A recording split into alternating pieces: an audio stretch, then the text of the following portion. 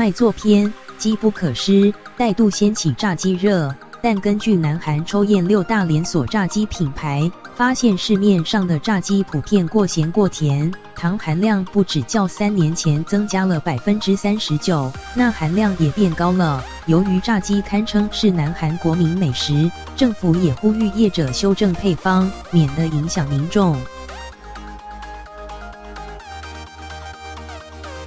韩篇机不可失，您没有尝过的绝美滋味，这到底是酱腌肋排还是炸鸡呢？缉毒组警察卧底卖炸鸡，喜剧片机不可失，在南韩卖座37.7亿台币，荣登南韩影史第2名，也顺道捧红片中热销的水源牛肋排炸鸡，戏里戏外都大排长龙。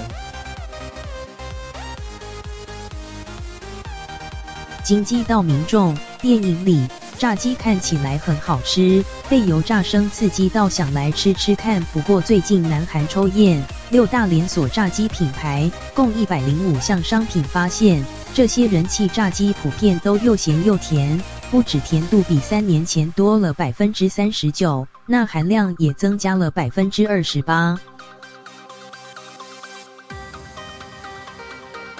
民众大约2-3周会叫一次外卖，和以前相比，真的变咸了。其中又以撒上起司粉的炸鸡，钠含量最高。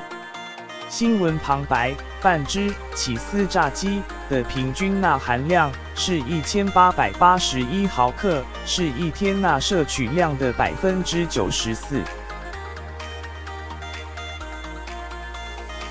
另外，酱料炸鸡糖含量则是一般炸鸡的17.2倍，若长期过量摄取，恐引发代谢疾病。首尔保健环境研究院营养组长，摄取这样又咸又甜的食物，会成为高血压或糖尿病的起因，尤其是正在发育的小朋友，若吃很多或很常吃的话，不太适当。由于炸鸡一向被南韩人视为国民美食，营养师除了呼吁业者改善配方，也提醒民众务必控制好分量。